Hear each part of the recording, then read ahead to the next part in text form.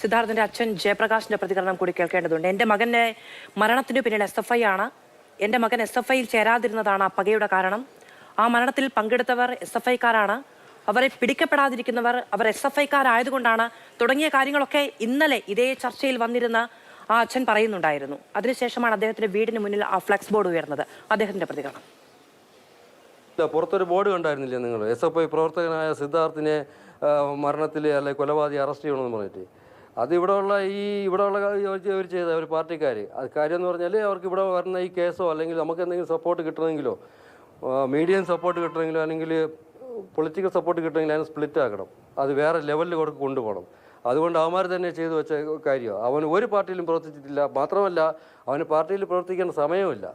അത് മരണത്തിലും മുതലെടുക്കണ ഈ ചെറ്റകളുടെ ഇതിനപ്പുറം ഞാൻ എന്ത് പറയാനാണ്. ശ്രീ സഞ്ജീവ് PS, എന്തിനാണ് ആ വീട്ടുമുറ്റത്തെ SFIയുടെ പേരിൽ ഒരു ഫ്ലെക്സ് ബോർഡ് ഉയർന്നത്? നമുക്കറിയാം SFI ശരിയാണ്, തുടക്കത്തിൽ തന്നെ അതിൽ ഉൾപ്പെട്ട നിങ്ങളുടെ പ്രവർത്തകർക്കും നേതാക്കൾക്കുമെതിരെ നടപടിയെടുത്തു എന്നുള്ളതാണ് SFIയുടെ ഏറ്റവും വലിയ പ്രതിരോധം.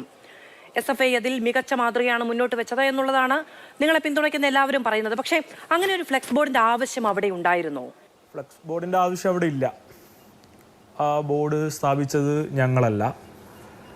ഞങ്ങളുടെ ഔദ്യോഗികപരമായിട്ട് ആരും തന്നെ, ഞാൻ അന്വേഷിച്ചു, അന്വേഷണത്തിൽ മനസ്സിലായത് ഞങ്ങളാരും തന്നെയല്ല ആ ബോർഡ് വെച്ചത്. ആ മരണത്തെ സംബന്ധിച്ച് അത്തരത്തിലുള്ളൊരു ആ വാഗ്വാദത്തിലേക്കോ അല്ലെങ്കിൽ നിങ്ങൾ നേരത്തെ പറഞ്ഞതുപോലെ ആ മരണത്തെ ഞങ്ങൾ ഉപയോഗിക്കുന്നെന്നോ അത്തരത്തിലുള്ളൊരു നിലപാട് ഞങ്ങൾക്കില്ല. താങ്കളുടെ വാട്സപ്പിൽ ഇപ്പോൾ പറഞ്ഞ SFI പ്രവർത്തകനായിരുന്നോ അതിനുള്ള സമയം ഈ വിദ്യാർത്ഥിക്ക് ഉണ്ടായിരുന്നില്ല എന്ന് പറഞ്ഞതിന് ഘടകവിരുദ്ധമായി അദ്ദേഹം കഴിഞ്ഞ വർഷങ്ങളിലൊക്കെ SFIയുടെ സമരങ്ങളിലും SFIയുടെ പരിപാടിയിലും പങ്കെടുത്ത ഫോട്ടോ ഞാൻ അയച്ചിട്ടുണ്ട്. ഇത് അദ്ദേഹം ഞങ്ങളുടെ പ്രവർത്തകനാണ്, അദ്ദേഹം അങ്ങനെയല്ല, ഞങ്ങൾ ഏതെങ്കിലും വേറൊരു നെറേറ്റീവ് കൊണ്ടുവരാനോ മറ്റൊന്നുമല്ല.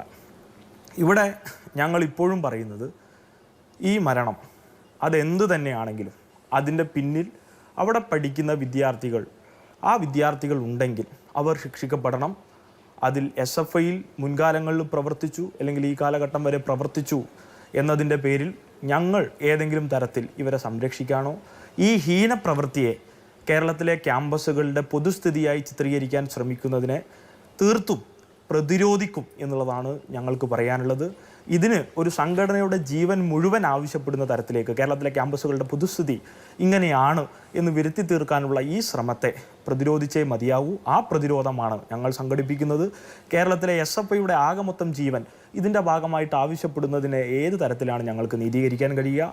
സ്വാഭാവികമായിട്ടും രാഷ്ട്രീയ പ്രേരിതമല്ലാത്ത, രാഷ്ട്രീയം ഒന്നും തന്നെ കലർന്നിട്ടില്ലാത്ത ഈ വിഷയത്തിൽ അതിനനുസരിച്ചിട്ടുള്ള അന്വേഷണവും അതിനനുസരിച്ചുള്ള മുന്നോട്ട് പോക്കും ആ കുടുംബത്തിനും ആ കുട്ടിക്കും പൂർണ്ണമായും നീതി ലഭിക്കണം. അത് ഒരു നീതി ലഭിക്കണം എന്ന് തന്നെയാണ് ഞങ്ങൾക്ക് പറയാനുള്ളത്. ആ നീതി ലഭിക്കും വരെയും, ഇപ്പോൾ നിങ്ങൾ പറയുമായിരിക്കും നിങ്ങളൊന്നും നമ്മളെ കൂടെ വേണ്ട, നീതി ലഭിക്കും വരെയും പാർശ്വവൽക്കരിക്കപ്പെട്ട മനുഷ്യൻ്റെ വേദനയും അവൻ്റെ കണ്ണീരും പട്ടിണിയും കടന്ന് അതൊക്കെ കണ്ടവരെന്ന നിലയിൽ ഞങ്ങൾക്ക് പറയാനുള്ളത് ഞങ്ങൾ ആ കുട്ടിയോടൊപ്പമാണ്, ആ കുടുംബത്തോടൊപ്പമാണ്.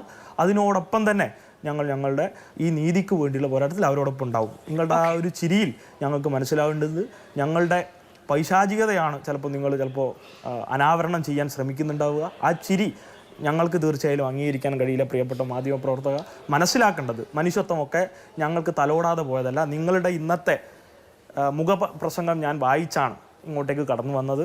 അതോടൊപ്പം തന്നെ ഭയം ഭരിക്കുന്ന സാംസ്കാരിക കേരളത്തെക്കുറിച്ചുള്ള ലേഖനവും മാതൃഭൂമി പേപ്പറിന്റെ വായിച്ചാണ് ഞാൻ ഇങ്ങോട്ട് കടന്നു വന്നത്. അത് വായിക്കുമ്പോൾ ഞാൻ നിങ്ങൾക്ക് പൈശാചികതയുണ്ടെന്ന് ആരോപിക്കാൻ വേണ്ടി ചിരിച്ചതല്ല, നിങ്ങളുടെ സപ്പോർട്ട് വേണ്ടതില്ല എന്ന് പറയുന്നത് കേട്ടാണ് ചിരിച്ചത്. ഞാൻ ഈ ദിവസം ഈ വിഷയമാണ് ചർച്ചയ്ക്കെടുത്തിരിക്കുന്നത്. അങ്ങേ ചർച്ചയ്ക്ക് വിളിച്ചിരിക്കുന്നത് SFIയുടെ പ്രതിനിധി എന്ന നിലയിൽ ഈ വിഷയം ചർച്ച ചെയ്യാനാണ്. അങ്ങയുടെ സംഘടനയിൽപ്പെട്ട ആളുകളാണ് ആ കേസിൽ അറസ്റ്റ് ചെയ്യപ്പെട്ടിരിക്കുന്നത്. അപ്പോൾ ഞാൻ ഏത് അർത്ഥത്തിലാണ് അങ്ങയുടെ പ്രസ്ഥാനത്തിന് സപ്പോർട്ട് തരേണ്ടത് എന്ന് ആലോചിച്ചൊന്ന് ചിരിച്ചതാണ്. അത് അങ്ങേക്ക് ബുദ്ധിമുട്ടായി പോയിട്ടുണ്ടെങ്കിൽ അങ്ങ് എന്നോട് ക്ഷമിക്കണം. ഞാൻ ആ ചിരി ഇനി ആവർത്തിക്കില്ല. അല്ലെങ്കിൽ ഈ വിഷയത്തിൽ ചിരിക്കുക എന്ന് പറയുന്നത് ഒരു വലിയ പാതകമാണ് ഞാൻ മനസ്സിലാക്കുന്നു. ശരി, ഇനി ഒരു കാര്യം അങ്ങ് പറഞ്ഞു ശ്രീ സഞ്ജീവ് അല്ല, അങ്ങ് പറഞ്ഞതിന് മറുപടിയാണ് ഞാൻ പറഞ്ഞത്. ഇനി അതിനൊരു മറുപടിയും പിന്നെ അതിനൊരു മറുപടിയും പോയാൽ ഈ വിഷയത്തിൽ ചർച്ചയ്ക്ക് മുന്നോട്ട് പോകാൻ പറ്റില്ലല്ലോ. ശ്രീ സഞ്ജീവ്, അങ്ങ് പറഞ്ഞു നിങ്ങളല്ല ആ ഫ്ലെക്സ് ബോർഡ് സ്ഥാപിച്ചിരിക്കുന്നത് എന്ന്, SFIയുടെ പേരിൽ എന്നാണ് ഞാനും പറഞ്ഞത്. നിങ്ങൾ സംസ്ഥാന സമിതി കൂടി അവിടെ ഒരു ഫ്ലെക്സ് ബോർഡ് സ്ഥാപിക്കാം എന്നൊരു പക്ഷേ വിചാരിച്ചിട്ടുണ്ടായിരിക്കില്ല. പക്ഷേ SFIയുടെ പേരിലാണ് അവിടെ ആ ഫ്ലെക്സ് ബോർഡ്. SFIയുടെ നേതാക്കളും പ്രവർത്തകരും പ്രതിയായ ഒരു കേസിൽ ഒരു കുട്ടി മരിച്ചു പോയതിൽ ആ വീടിന് മുന്നിൽ അങ്ങനെ ഒരു ഫ്ലെക്സ് ബോർഡ് ആവശ്യമുണ്ടായിരുന്നോ എന്നാണ് ഞാൻ ചോദിച്ചത്. അതിനുള്ള ഉത്തരം ഞാൻ ആദ്യം തന്നെ പറഞ്ഞു. അത്തരം ഒരു ഫ്ലെക്സ് ബോർഡിന്റെ ആവശ്യം അവിടെ ഇല്ല. അത് അനുചിതം ആയി. അതോടൊപ്പം തന്നെ ഞങ്ങൾക്ക് പറയാനുള്ളത് ആ ഫ്ലെക്സ് ബോർഡ് ഏതെങ്കിലും തരത്തിൽ SFI ആലോചിച്ച് വെച്ചതാണെന്ന് ഞങ്ങൾ കരുതുന്നേയില്ല. സ്വാഭാവികമായിട്ടും അത്തരം ഒരു ഫ്ലെക്സ് ബോർഡ് വന്നത് ആരാണ് അതിൻ്റെ പിന്നിലെന്നും എങ്ങനെയാണെന്നുള്ളതും എനിക്കിപ്പോൾ പറയാൻ പറ്റുന്ന കാര്യമല്ല. എന്നിരുന്നാലും അത്തരത്തിലൊരു ഫ്ലെക്സ് ബോർഡൊന്നും അവിടെ ആവശ്യമില്ല.